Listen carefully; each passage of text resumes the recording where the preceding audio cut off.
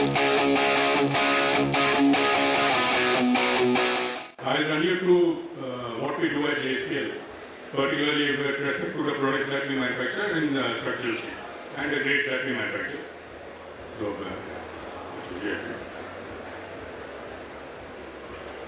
So, who we are, I think we manufacture about 8 million tons of steel, and we are currently expanding into another 5 million tons at Angul. And so we'll be about 13 million tons of steel by 2024. And the current expansion in Angul is entirely into hot rolled coils and downstream.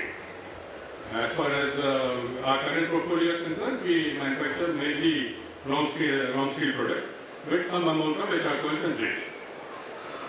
So our mission is building nations, empowering communities. Vision is ever flourishing company focused on nation building, value creation and sustainable development. This is the products that we manufacture. TFT we manufacture from 6 mm to 50 mm.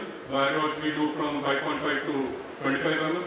Blades we do from 6 mm currently to up to 200 mm. Rails we do all sorts of rails, head hardened rails and normal rails. R260, grade 80, grade 60 and grade 880 and the normal head hardened rails. We are proud that currently the Mumbai Metro is running on a JSPL rail. Structures, I'll come to it shortly.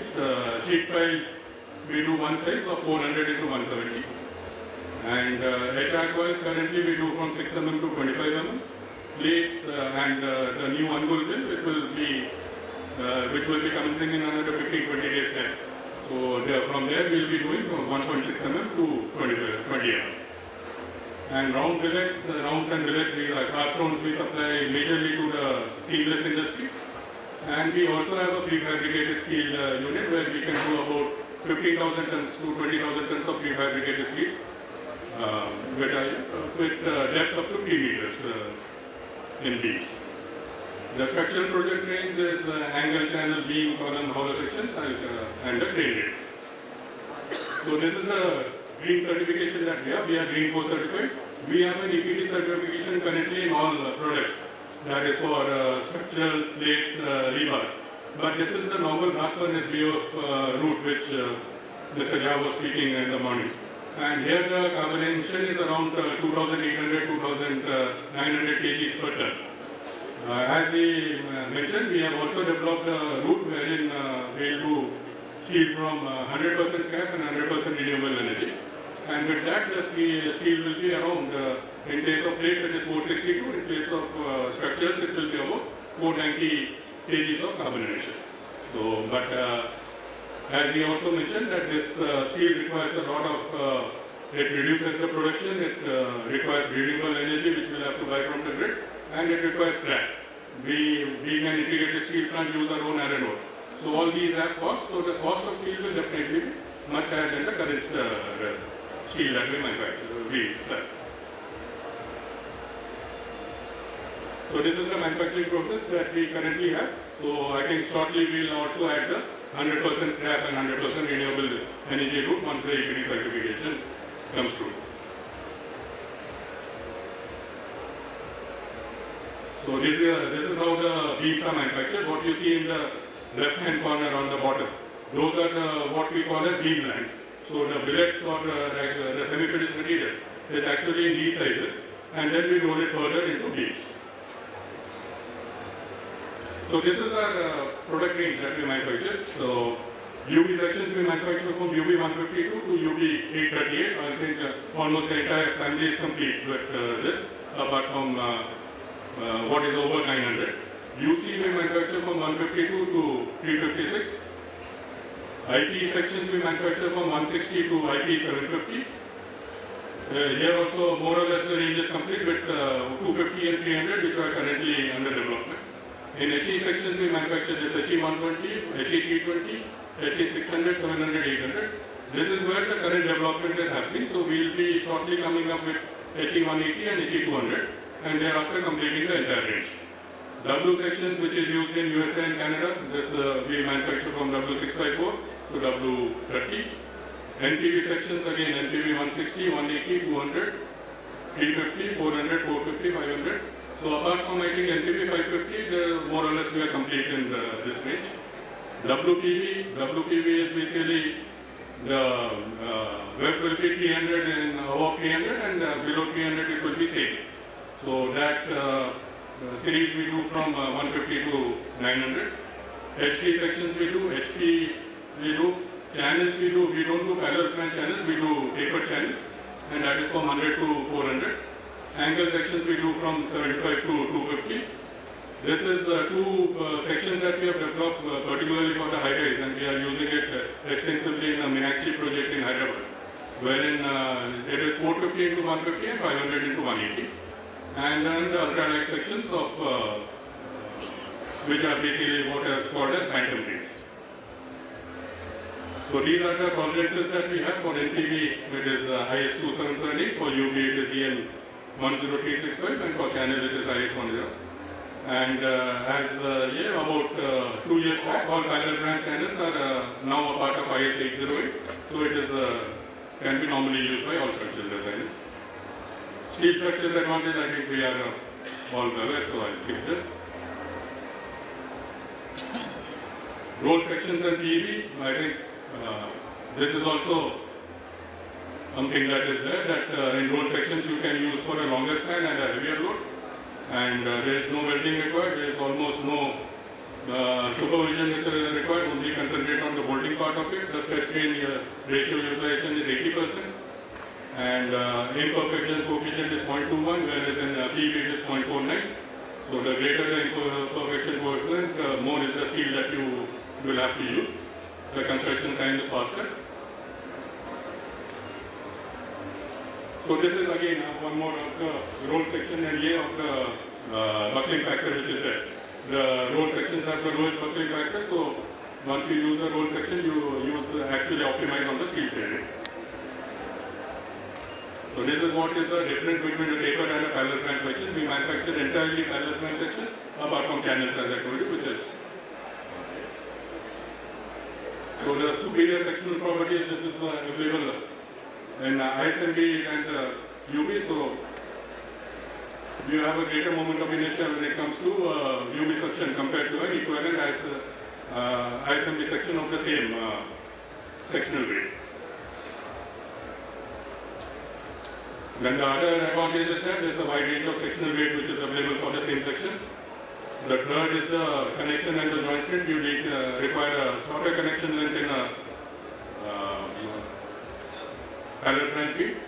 And the other is that the bolting nut generally has a where when it comes to a tapered beam, whereas in a parallel flange beam it is more or less normal bolt can be used.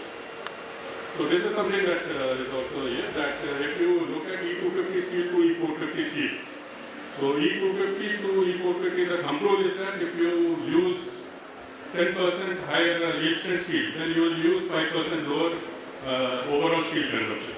So if you look at E250 to E450, the yield strength changes about 200 MPa. 200 MPa means about 80%.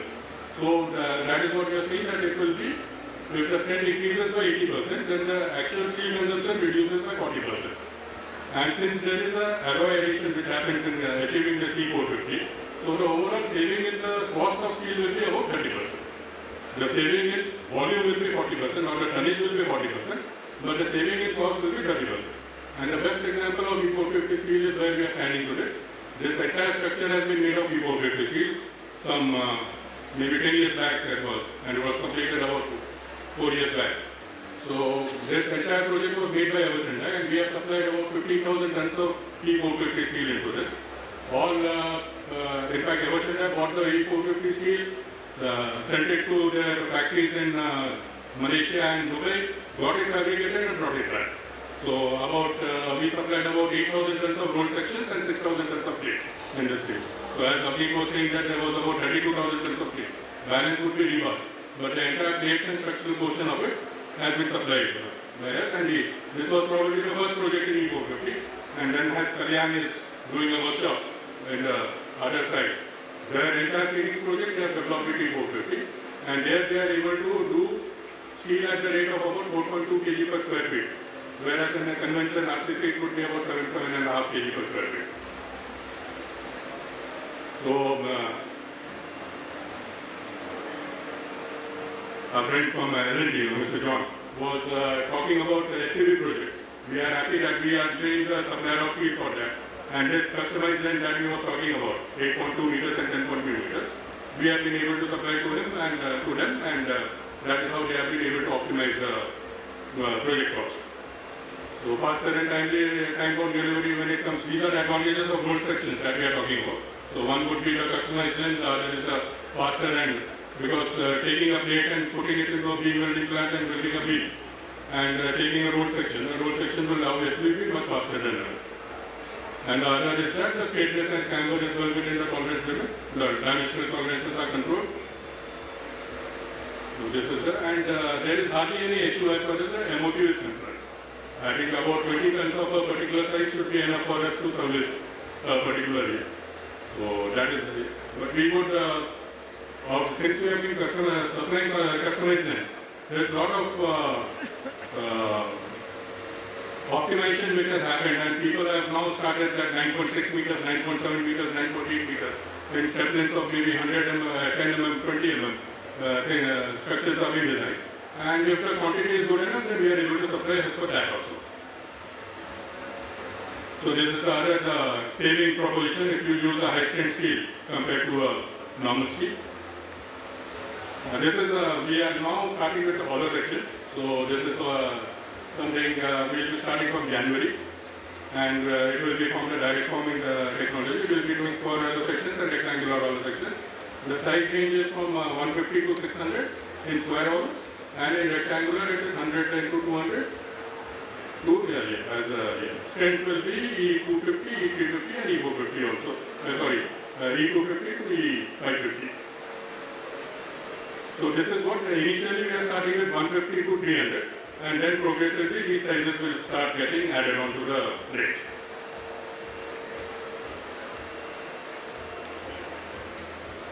Rectangular also, this is what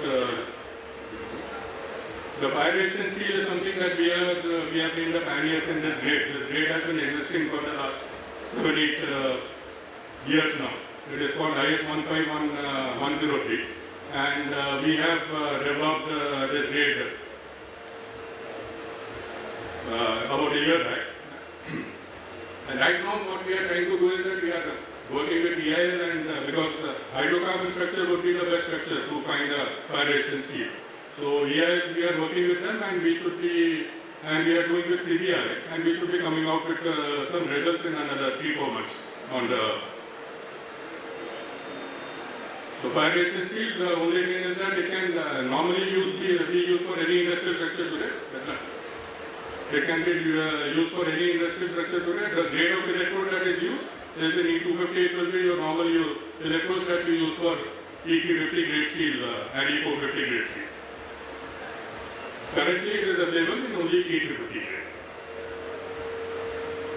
So fire protection versus external medium, this is also I'll run through here.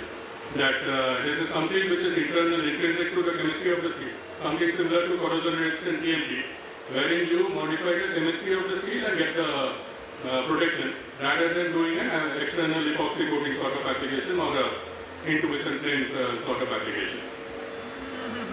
This is the fire protection cost that we are saying. There is 3. That vermiculite is the orange one. Vermiculite in different sections we have given. And if you see that it runs almost as high as 150,000 per ton.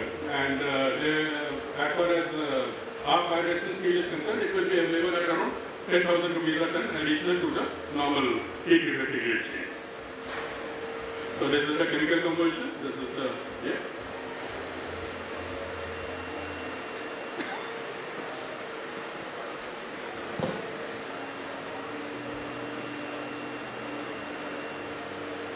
This is the BI certificate for that fire resistant steel that we have. So currently I think we are the only people who, my friends in Steel Authority of India tell me that they have also developed a couple of sections in that. So I think the more come into this sort of a structural ability, I think the users will be much better.